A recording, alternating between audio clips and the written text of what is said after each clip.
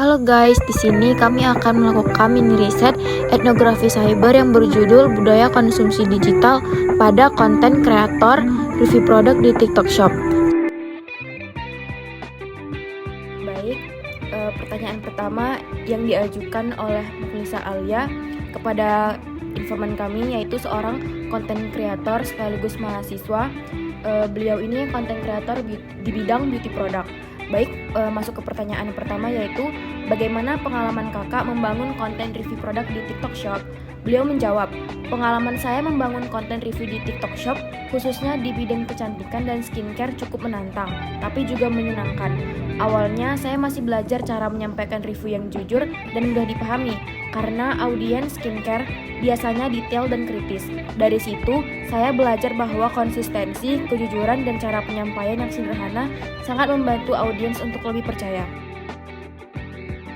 Untuk pertanyaan kedua yang diajukan oleh Winda Cantika Silaban yaitu, apa strategi atau pendekatan tertentu yang kakak gunakan untuk menarik perhatian audiens? Jawaban dari informan kami yaitu biasanya saya memulai dengan hook yang singkat, misalnya penampilan hasil pemakaian atau problem kulit yang relevan. Setelah itu baru saya ceritakan pengalaman penggunaan produk, teksturnya, efek di kulit saya, serta tips kecil agar produk lebih efektif. Pendekatan ini saya rasa lebih personal, jadi audiens merasa dekat. Baik, untuk pertanyaan selanjutnya yang diajukan oleh Anas Dahlia yaitu, menurut kakak bagaimana pola interaksi antara reviewer dengan audiens terbentuk di dalam kolom komentar atau live streaming? Lalu informan kami menjawab, pola interaksi biasanya sangat aktif, apalagi di niche skincare. Banyak yang bertanya detail, seperti cocok untuk jenis kulit tertentu atau tidak. Saya berusaha untuk membalas komentar sebaik mungkin, karena dengan menjawab pertanyaan secara jujur dan ramah, hubungan dengan audiens jadi lebih hangat dan mereka lebih percaya dengan review saya.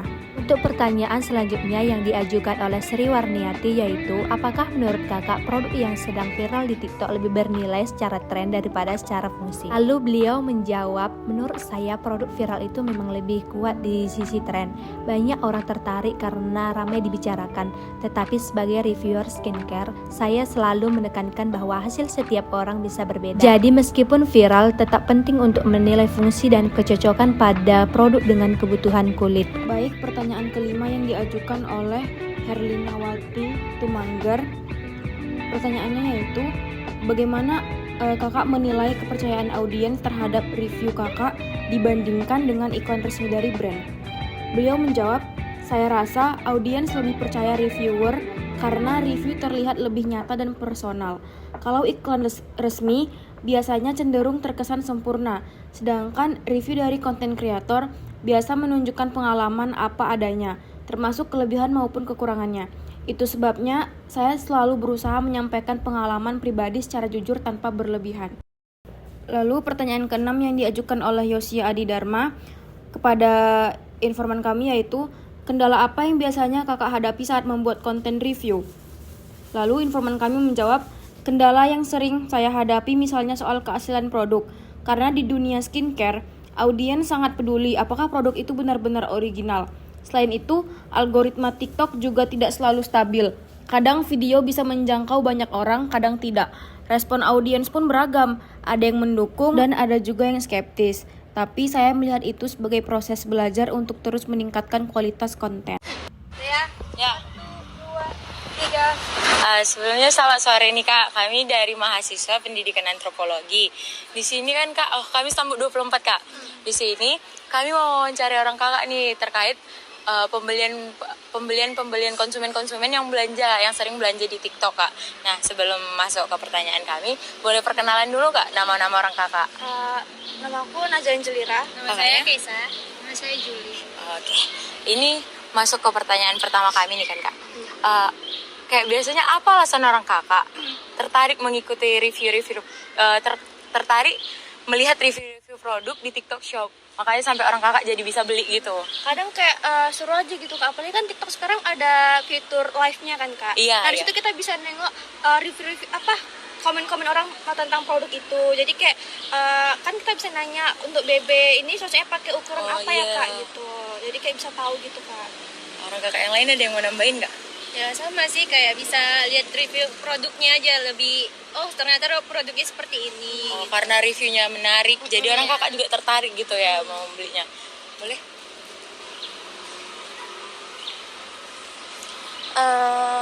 Yang mana? Jangan belakang kamera. Lanjut. Baik, pernahkah orang kakak itu membeli produk karena rekomendasi reviewer atau pengalaman kakak itu kayak mana gitu? Oh, pernah sih kak, waktu orang review catokan. Nah itu kan kayak orang tuh nyotoannya itu kayak ngeblow kali itu kan kak. Jadi kayak kepengen beli, terus harganya juga masih murah lah ya kak. Jadi kayak pengen beli gitu. Jadi pas dicoba ya sesuai sih kak. Ayo. Dan Jadi gini kak, bagaimana kakak memakai belanja online? Apakah sekedar kebutuhan praktis atau juga bagian dari gaya hidup digital kakak? Kalau saya sih tergantung ya, bisa jadi dua-duanya atau bisa jadi cuman sebatas kepengen aja gitu barangnya, kayak lucu kan, kita cewek juga kayak gitu kan ya, jadi ya tergantung. Ini Kak.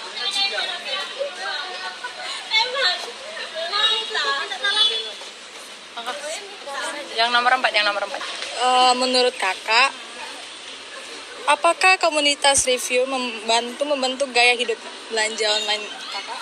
Kalau saya jelas terbantu ya, karena tadi yang saya bilang kita bisa lihat produknya secara dari video itu secara langsung, kayak bahannya seperti ini, oh ternyata kayak catokan tadi seperti, oh ternyata ngeblow seperti ini, jadi sangat-sangat membantu. Kalau untuk harga, kalau orang kakak beli di TikTok Shop atau secara langsung itu perbedaannya ada nggak kak? ada sih Ada kak. jelas, Promonya. karena kalau kita beli di secara langsung otomatis juga kena pajak dari pembangunan itu. Kalau misalnya kita beli secara online kan kita cuma bayar pajak ongkirnya atau sebagai Pasti lebih murah lah. ada promonya juga. Siapa terakhir? Oh, ya. Nanti Juli. Selanjutnya kak, apa yang membuat kakak percaya atau nggak percaya pada review yang ditampilkan di TikTok Shop kak? Ya lihat reviewnya dulu, kalau misalnya kayak kelihatan natural gitu kan, kayak nggak lebay, terus ya juga lo komentarnya gitu ya, bisa aja percaya kalau misalnya ditunjukin gitu barangnya kan. Kalau ya dianya kayak terlalu lebay, kayak banyak settingannya gitu ya. Baik kak, selanjutnya apa yang membuat kakak percaya atau nggak percaya pada review yang ditampilkan di TikTok Shop kak? Ya kalau reviewnya itu, kalau misalnya mau percaya itu ya dilihat dulu kan, kalau misalnya ditunjukin barangnya kayak detail gitu ya bisa aja percaya. Terus kayak dilihat juga komen-komennya ya bisa percaya. Kalau nggak percaya itu kayak misalnya kayak nampak kali kan ada settingannya gitu ya, bisa aja nggak percaya gitu. Dia edit. Dia Jadi kayak nampak kali dia kayak endorse-nya gitu ya kak? kayak apa namanya, Kayak berlebihan gitu iya, ya kak? iya gitu Kak. Menurut kakak ada nggak kendala kak saat mau beli gitu atau mereview gitu? Mau beli? Oh, waktu mau beli nggak bisa COD sih bang. Ya. Belum lagi kalau misalnya rumah kita jauh dari pusat JNT-nya, cabang JNT-nya kan otomatis ongkirnya juga mahal nambah. Iya, seperti itu. Kalau ini kak, kan ini review-reviewnya udah bagus, udah ditunjukin nih komen-komennya bagus, tapi pernah nggak tetap tertipu gitu sama barangnya? Iya. Karena ada itu kendala yang memang ukurannya gini XL itu cukup di badan kita, padahal lebih kecil Lebih gitu. ke kesalahannya si seller tadi sih. Pas beli produk itu kak, pernah nggak pas kita barangnya nyampe itu rusak barangnya gitu, apa itu bisa dikembalikan gitu kak?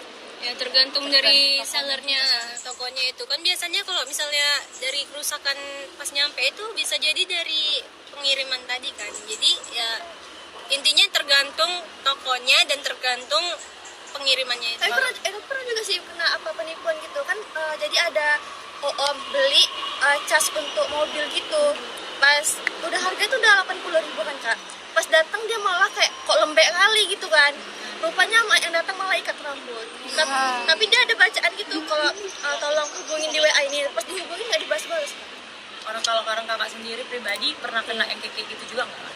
Kerusakan barang. Enggak, kayak penipuan yang emang di reviewnya bagus, bahkan komen-komennya bagus, tapi sampai ke orang kakaknya rusak apa, atau emang isinya beda sama yang orang kakak pesan. Kalau saya pribadi nggak pernah sih. Orang kakak teliti ya cara. Berarti kalau kerusakan barang tadi juga nggak pernah? Nggak pernah. Oke. Nah, di sini kakak-kakak informan kami mengunboxing yang dibeli dari TikTok Shop berupa baju. Mereka tidak puas dengan apa yang dibeli karena bahan baju tidak sesuai dengan ekspektasi mereka.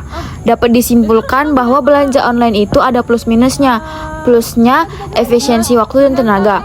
Minusnya terkadang barang yang sampai tidak sesuai dengan apa yang kita harapkan atau tidak sesuai di foto. Ya, ini contohnya nih. Berarti ini contoh yang gagal ya, Kak? Jahitannya. Kak, tapi kalau ditembak itu tebel kali sih, Kak. Jahitannya. Jadi kesimpulannya. Berarti itu gagal. Oh, Kakak, kan tadi Kakak bilang Kakak nggak pernah tertipu, ini baru tertipu.